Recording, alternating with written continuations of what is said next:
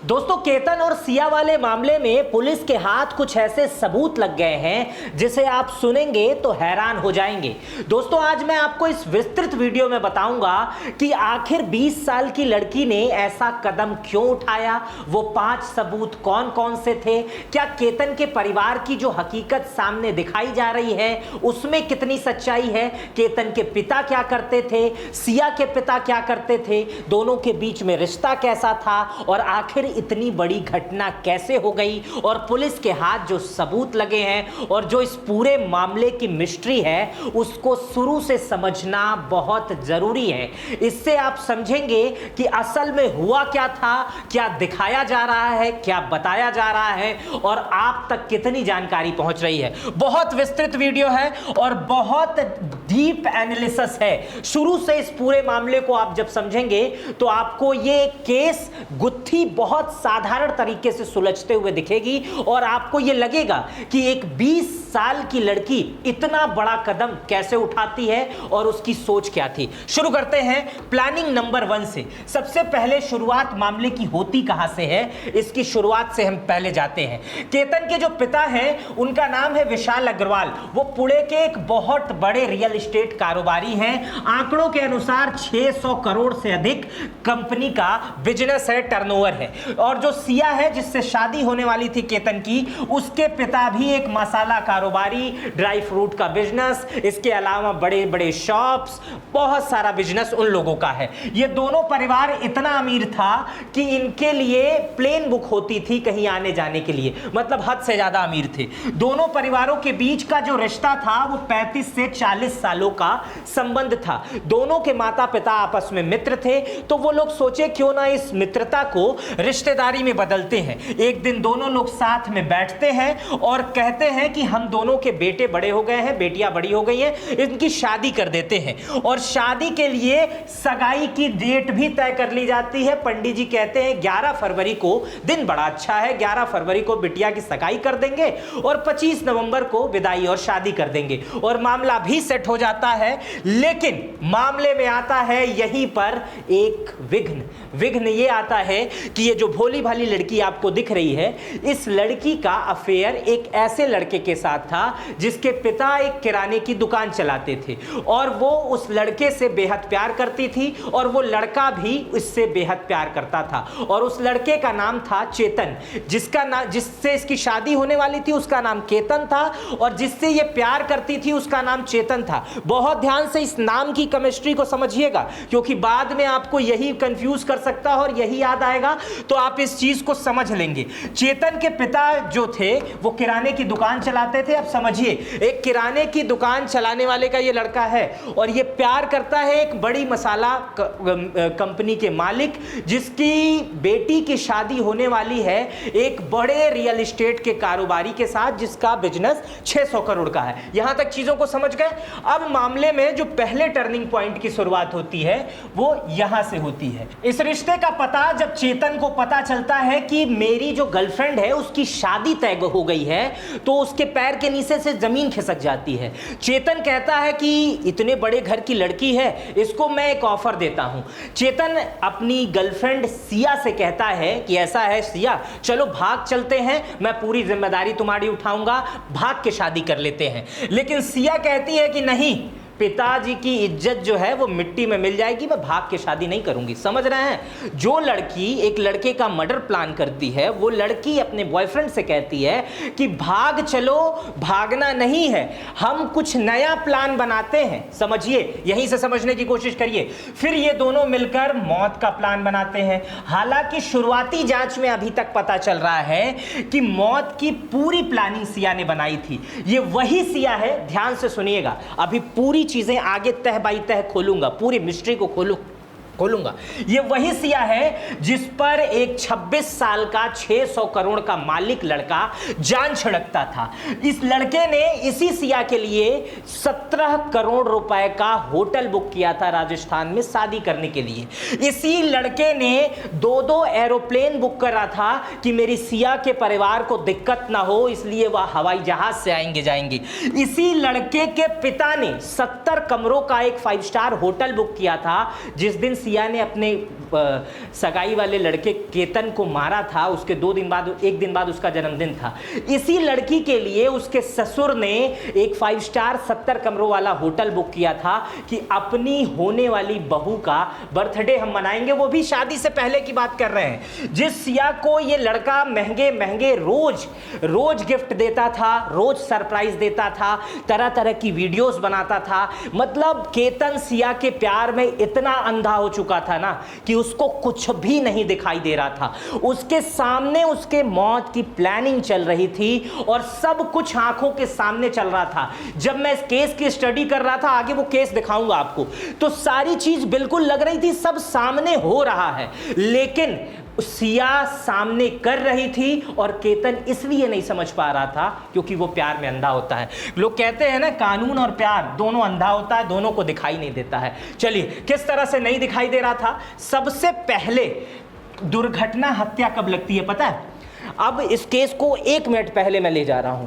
केतन की जब मौत हो जाती है पहाड़ी से गिरने से, ये अभी आप समझ लीजिएगा, केतन की मौत पहाड़ी से गिरने से हुई है, ये अब तक आपको पता चल गया होगा।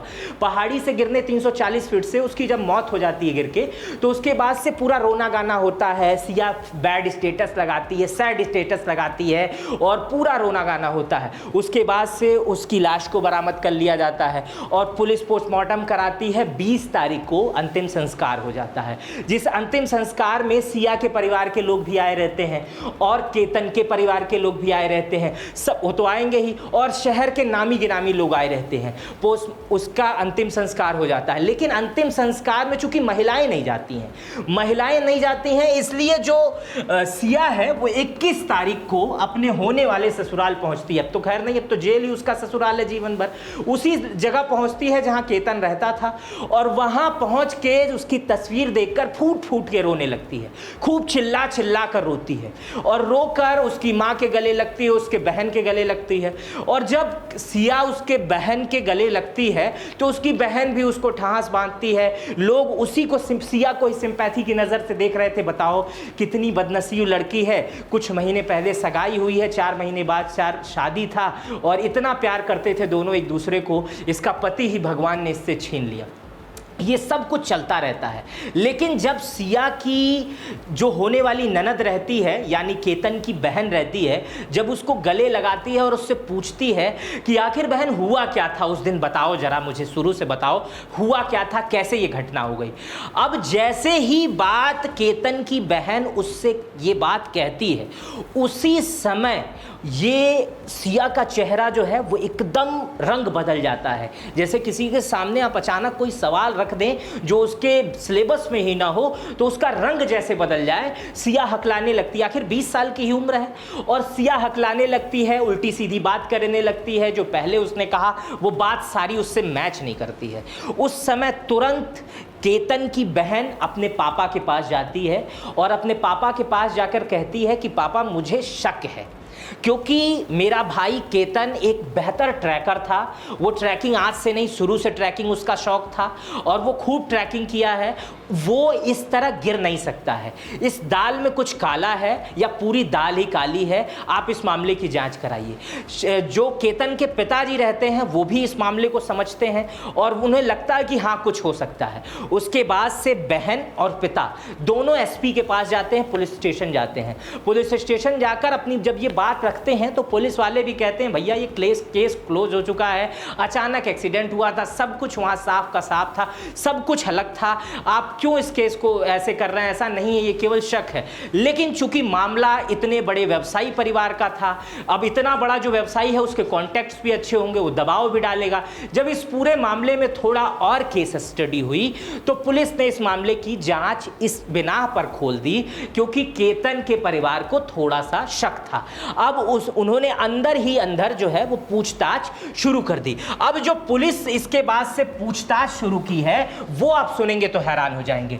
पुलिस की जांच जब शुरू हुई तो पुलिस ने 2 एंगल से जांच शुरू किया। पहले तो जहां पर ये मामला हुआ है और दूसरा जो सिया केंद्र बनी थी उसको। अब ये सुनिए, बहुत ध्यान से सुनिएगा। पहले जो मामला जहां पर ये लोहागढ़ गए थे वहां की सीसीटीवी देखी गई तो सीसीटीवी में एक आदमी दिखा। एक आदमी दिखा जो 33 डिग्री के टेम्परेचर में 33 डिग्री टेम्परेचर में हुडी डाले हुए है और सर पे ईयरफोन लगाए हुए, वो बड़ा वाला जो फैशन वाला लोग लगाते हैं, और उसके बाद से मास्क लगाए हुए हैं ताकि उसे कोई पहचान ना पाए। और ये लड़का उसी लोहागढ़ ट्रैक पर चढ़ता रहता है। पुलिस पहली बार जब सीसीटीवी में इसे देखती है तो कहती है ये कौन है, इसकी पहचान करो, लेकिन मास्क लगाया हुआ लड़का, उसकी पहचान हो नहीं पाती है। पुलिस उस मामले को एक अलग एंगल छोड़ देती है। उसके बाद से पुलिस दूसरे एंगल में देखती है, सिया की कॉल डिटेल निकलवाई जाती है, जो जिस फोन से सिया हमेशा बात करती थी। जब उसकी कॉल डिटेल निकलवाई जाती है तो कॉल डिटेल में 6 महीने की पिछली जब कॉल डिटेल निकलती है तो उसमें 338 घंटे की बातचीत सिर्फ एक आदमी से हुई थी। 338 घंटे, एक दिन में 24 घंटा होता है, लगभग आप जोड़ लीजिए तो लगभग 15 दिन से लगातार सिर्फ एक आदमी से बात हुई रहती है। अगर मतलब 338 घंटे 6 महीने की बात कर रहा हूं तो कितना प्रेम संबंध होगा। 2000 से ज्यादा कॉल सिर्फ एक आदमी को किए गए रहते हैं और उस आदमी का नाम रहता है चेतन चौधरी।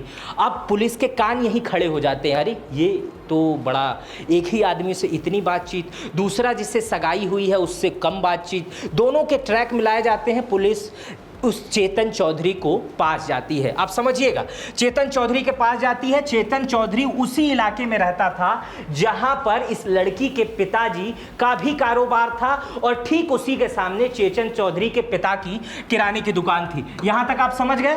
अब इसके आगे समझिए, इसके आगे समझिए, आपके होश फाख्ता हो जाएंगे, अगल बगल समझने लग जाएंगे कि ऐसा कैसे हो सकता है। देखिए, अब इस पूरे मामले में पुलिस की जांच में जो राज है वो ये है। इसमें सबूत नंबर 3 है, ये टर्निंग पॉइंट 3 है, 7 टर्निंग पॉइंट है। ध्यान दीजिएगा, पुलिस को जब लगा कि एक ही व्यक्ति इतनी लंबी बातचीत की जा रही है तो दोनों में कुछ दाल में काला है और जांच में पता चला कि चेतन क्या मोबाइल उस जगह मौजूद था जहां उसका ऑफिस था।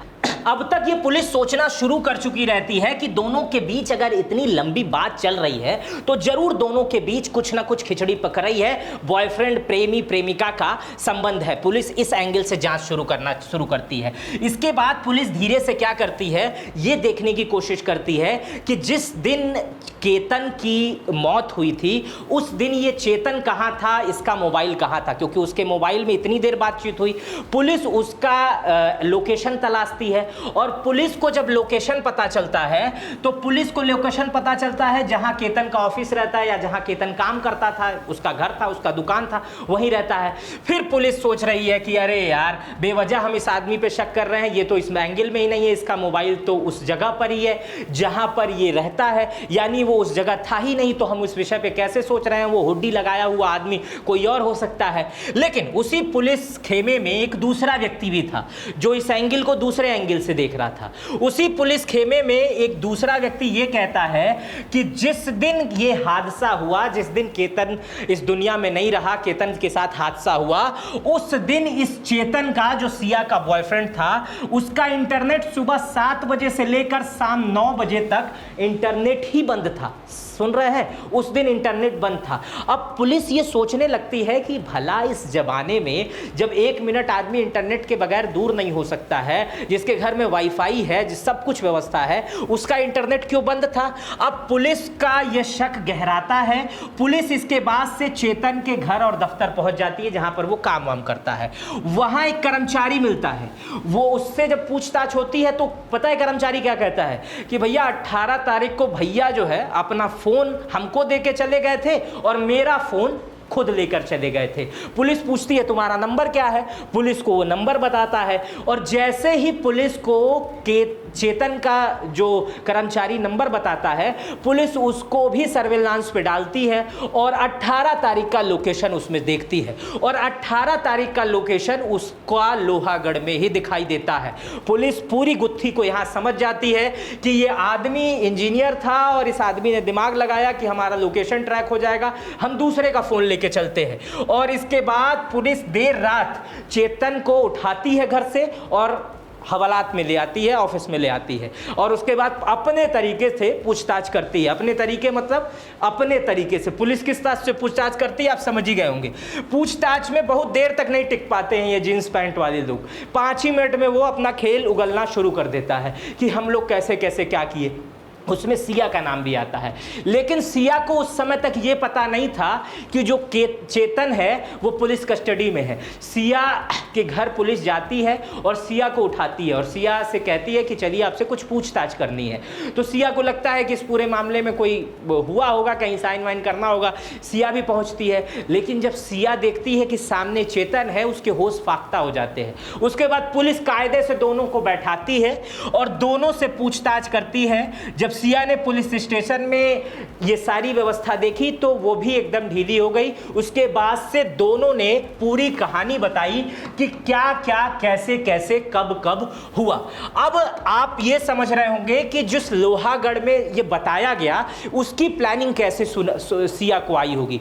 जो अभी हम लोगों को जानकारी मिली है कि इसकी प्लानिंग कैसे हुई वो आप सुनिए, वो होश उड़ाने वाला है। और ये वीडियो हर उस व्यक्ति को देखना इस समय जरूरी मैं मान रहा हूं, जो व्यक्ति शादी कर रहा है या जो व्यक्ति किसी ऐसे रिश्ते में है जिसको पहले से नहीं जानता या जानता है लेकिन आंख बंद करके अब इतने बड़ी चीजों पर भरोसा, जब इस तरह की चीजें आती है, राजा रघुवंशी या इस तरह की चीजें, तो हर व्यक्ति पे संदेह होने में लगता है कि कोई कुछ भी कर सकता है। 20 साल की लड़की इतना बड़ा करामात की, अब इसके करामात की शुरुआत यहीं से होती है और इसकी शुरुआत होती है दोस्तों 31 मई से। प्लानिंग तो बहुत पहले से चल रही थी, जब से शादी तय हुई थी तब से प्लानिंग चल रही थी, लेकिन शुरुआत होती है 31 मई की। 31 मई को सिया को मिलता है जैकपॉट। जैकपॉट किस तरह का? 31 मई को उसका जो जिससे सगाई की हुई रहती है, केतन कहता है कि सिया यार अब हम लोगों के रिश्ते बहुत अच्छे हो चुके हैं, भविष्य में शादी भी हो जाएगी, चलो तुमको कहीं घुमा के ले आता हूँ, लोहागढ़ ले चलता हूँ, बहुत अच्छी जगह है। अब सिया सगाई तय हो चुकी है, उधर वो अपनी इज्जत से भी डर रही थी। सिया को अंदर अंदर मन नहीं था कि हम नहीं जाएंगे, लेकिन वो कहती है कि चलो चलते हैं, चलते हैं। सिया उसके साथ जाती है लोहागढ़, और जब लोहागढ़ जाती है, मैं आपको बताया कि जो केतन था वो ट्रैकर था। केतन उसको 340 फीट ऊपर ले जाता है। लोहागढ़ बहुत अच्छा किला है, मैं वहां गया हूं, बहुत बहुत सुंदर लोकेशन है और उसको बहुत ऊपर ले जाता है, आप यहां देख रहे होंगे। और वहां से जब जाती है, सिया देखती है, अरे बाप रे ये तो बहुत ऊपर जगह है, ये तो मेरे हाथ जैकपॉट लग गया। अब यहीं से उसके दिमाग में घूमने लगता है कि अगर यहाँ से केतन को हम उठा के फेंक देते हैं या धक्का दे देते हैं या केतन के साथ यहाँ से कुछ हादसा हो जाता है तो मैं चिल्ला चिल्ला के रोने लगूंगी और दुनिया को बता दूंगी कि ये हादसा हो गया। और 340 फीट नीचे गिरने के बाद, खाई में गिरने के बाद कोई चांस ही नहीं है कि कोई बच जाए।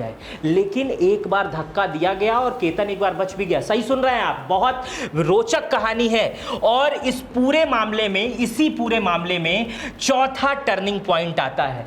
31 मई की बात आप समझ लिए, 31 तारीख को, 31 मई को जब जाती है ये और कहती है कि उसके मन में खुशी आ जाती है और उसके बाद से ये खुशी पूरी प्लानिंग अंदर आ जाती है। रात भर वो सो नहीं पाती है और पूरा प्लानिंग बताती है और अपने बॉयफ्रेंड को भी बताती है कि ये वो जगह है, वहां पर लोहागढ़ है, वहां से नीचे अगर गिर गया कोई तो कोई नहीं बचेगा। ये पूरी प्लानिंग उसको भी समझाती है। उसके बाद से जो उसका बॉयफ्रेंड चेतन रहता है और सिया रहती है, ये सब मिलके सोचने लगते हैं। फिर क्या करती है, फिर 5 तारीख को एक बार फिर से जिस जगह पर 31 मई को यानी 4 दिन पहले वो घूम के आई रहती है, 5 जून को फिर कहती है कि चलो फिर वहीं से चलते हैं, क्योंकि सिया के मन में ख्याल था इस बार जाकर वहां अपना मकसद पूरा कर लेगी, वहां पर चली जाएगी, रेकी कर लेगी कि कैसे वहां अंजाम देना है 5 तारीख को। और अपने पति से, अब अपने मतलब मंगेतर से कहती है कि चलो 5 तारीख को घूमने चलते हैं। अब जब अपनी मंगेतर से बात केतन से कहती है कि चलो घूमने चलते हैं, तो उस समय कहता है केतन कि अरे यार अभी 4 दिन पहले हम वहीं से घूम के आए हैं, इतनी बड़ी ट्रैकिंग करने से तुम थकी नहीं? और छोड़ो जाने दो, कल हम लोगों को बाली चलना है, फिर आएंगे तो कभी चलेंगे। लेकिन 5 तारीख को वो चाहती है कि बाली जाने से पहले ही हम कोई खेल कर दें और 5 तारीख को ही हम निपटा दें। 5 तारीख को ही नहीं रहा होता केतन, 5 तारीख को, लेकिन उसके परिवार वाले केतन के मना कर देते हैं कि नहीं जाना है, कल बाली जाना है और नहीं जाना है वहां पर। उसके बाद से मामले में आता है 5वां टर्निंग पॉइंट। इतना खतरनाक टर्निंग पॉइंट है कि एक 20 साल की लड़की किस तरह से अपराध में जा रही है। यहां पर देखिए बाली ट्रिप। अब बाली ट्रिप में पता है क्यों जा रहे थे ये लोग? बाली ट्रिप जाना था 6 जून को और वो 5 जून को ही लोहागढ़ जाने की जिद कर रही थी। वो ये सोच रही थी कि मैं अपने बॉयफ्रेंड को छोड़ के बाली नहीं इसके साथ घूमने जाऊंगी और 5 तारीख को ही इसको निपटा दूंगी। इसके लिए मुझे 6 को जाना ही नहीं पड़ेगा, जब ये नहीं रहेगा एक्सीडेंट हो जाएगा। तो समझ रहे हैं इस बात को। लेकिन 6 तारीख को बाली जाने की तैयारी हो जाती है। सबके पासपोर्ट एक बैग में आ जाते हैं। जब आप कहीं जाएंगे बाहर तो एक बैग में पासपोर्ट रखते हैं, उस देश की करेंसी रखते हैं, टिकट रखते हैं, ताकि एयरपोर्ट पे चेक इन और चेकआउट के दौरान सारी चीजें आपको व्यवस्थित तरीके से मिल जाए। इन चारों लोगों ने मतलब केतन को जाना था, सिया को जाना था, केतन की बहन को जाना था और एक और लोगों को जाना था। कुल 4 लोगों को जाना था प्री वेडिंग शूट के लिए इंडोनेशिया बाली। अब इंडोनेशिया बाली जाने के लिए 6 जून को ये लोग चले और चारों लोग जब एयरपोर्ट पर निकले तो उनके साथ एक ड्राइवर था, गाड़ी में लोग थे। लेकिन इसी दौरान सिया के मन में बेचैनी थी कि मैं किसके साथ बाली घूमने जा रही हूं, मेरा बॉयफ्रेंड तो यहाँ है, हमने कस्में खाई हैं और तमाम चीज़ें उसके मन में उत्पन्न हो रही थी। उसी बीच मैसेज का भी आदान प्रदान उसके बॉयफ्रेंड से होता रह रहा था। इसी बीच सिया एक ऐसा कदम उठाती है जो अब कोई भी सुन रहा है तो वो हैरान हो जा रहा है। मतलब कितना अपराध पे अपराध, कितना बड़ा अपराध हो रहा है यहाँ सुनिएगा। सिया क्या करती है, रास्ते में एक रेस्टोरेंट रहता है। सिया कहती है कि मुझे वॉशरूम जाना है। अब किसी भी आदमी को सफर में वॉशरूम तो जाना ही रहता है, तो वह वॉशरूम के लिए उतरती है और धीरे से जिस बैग में पासपोर्ट रखा रहता है उस बैग में से केतन का पासपोर्ट निकाल के अपने कपड़ों में धीरे से छुपा लेती है और बाथरूम में जाती है। केतन का पासपोर्ट फाड़ती है, उसको चूरा करती है और बाथरूम में ही उसे फ्लश कर देती है। और बाथरूम से जब वो फ्लश करके बाहर निकलती है तो मुस्कुराते हुए हंसते हुए बाहर निकलती है और बगैर किसी संकोच के, बगैर किसी रिएक्शन के कि किसी आदमी का हम पासपोर्ट फाड़ के आ रहे हैं, गाड़ी में बैठ जाती है और बिल्कुल एयरपोर्ट के लिए निकल जाती है, क्योंकि वो अब तो निश्चिंत हो चुकी रहती है कि अब तो कोई जाने नहीं देगा। और जब वहां पर एयरपोर्ट पे लोग पहुंचते हैं, सब लोग अपना पासपोर्ट निकाल के चेक इन करने के लिए जाते हैं, तो उसी समय पासपोर्ट केतन का गायब रहता है। केतन घबरा जाता है, घर पे फोन करता है, कहता है मैंने अपने हाथों से रखा था, क्योंकि चूंकि उसने रखा था, सब कुछ रखा था, कहां गायब हो गया, कैसे गायब हो गया, वहां खूब हो हल्ला होता है। लेकिन अंत में जब मुख्य व्यक्ति केतन ही इंडोनेशिया नहीं जा सकता तो बाकी ये 3 लोग जाके क्या करेंगे, क्योंकि प्री वेडिंग शूट का मामला था। अब वहां से ट्रिप वापस चली आती है, सब कुछ खत्म हो जाता है, इंडोनेशिया जाने का प्लान खत्म हो जाता है। और उस समय सिया ऐसा रिएक्ट कर रही थी जैसे उसका कितना बड़ा सपना टूट गया, क्या हो गया, मतलब ऐसा दुख व्यक्त कर रही थी। केतन देखता है, देखो कितनी मेरी होने वाली पत्नी कितनी दुखी है, अगल बगल कितनी लापरवाही हो गई, वो खुद को कोसता रहता है और सब कुछ बदल सा जाता है। लेकिन उस समय भी कोई ये नहीं शक करता है कि ये काम ये लड़की कर सकती है, किसी को ये शक नहीं होता है। फिर आता है 14 जून का डेट, 31 मई हो गया, 5 जून हो गया, 6 जून हो गया, अब 14 दिन, 14 जून को जब आता है तो सिया फिर केतन से कहती है कि चलो लोहागढ़ चला जाए। 14 जून को फिर अब वही सिया कहती है जो सिया इससे पहले 31 को जा चुकी है, 5 को कह चुकी है, मना हो गया है। फिर उसके बाद कहती है चलो लोहागढ़ घूम के आते हैं। केतन कहता है 15 दिन में लगातार ये तीसरी बार तुम कह रही हो, तो वो कहती है कि चलो एक बार घूम के आते हैं, देख लेते हैं, वहां पे मजा आएगा। लेकिन वो कहता है चलो इसकी बात रख लेते हैं और उसके बाद से मन रखने के लिए वो चला जाता है। और इस बार सिया को मौका भी मिल जाता है। सिया उसको 340 फीट ऊपर लेके जाती है और उसे धक्का दे देती है। आप धक्का देख रहे हैं, और उसे धक्का दे देती है। लेकिन ये एक अच्छा ट्रैकर था। जहां सिया धक्का देती है उस जगह पर एक पेड़ था जिसमें ये केतन फंस जाता है और केतन फंस के बाहर निकल जाता है। और जैसे ही वो देखती है सिया की वो फंसा हुआ नीचे, उस समय चिल्लाने लगती है सांप सांप बचाओ बचाओ बचाओ, और वहां पर लोग आ जाते हैं, केतन को बचा लेते हैं। केतन जब बाहर निकलता है तो कहता है यार तुमने मुझे धक्का क्यों दिया, कहीं इतना मोटा सांप तुम्हारे पीछे था जब तुम फोटो खिंचवा रहे थे, मैं हड़बड़ा गई और इसीलिए धक्का दे दी और ये ऐसी ऐसी दिक्कत हो गई। लेकिन जब सिया से बात तो कहता है, सिया की आंखों में आंसू ड्रामे वाले, मतलब रोने पर चला जाता है। इतना वो रोती है, चिल्लाती है, उसको गले लगाती है कि तुम बच गए, ये हो गया वो हो गया, ये सारी घटना हो जाती है। उसके बाद से केतन अपने घर से अपने दोस्तों से कहता है कि देखो इसने मुझे बचा लिया आज, अगर ये नहीं रहती आज तो मुझे सांप काट लिया होता, मैं वहां फिसल गया, गिर गया और ऐसी ऐसी स्थिति हो गई।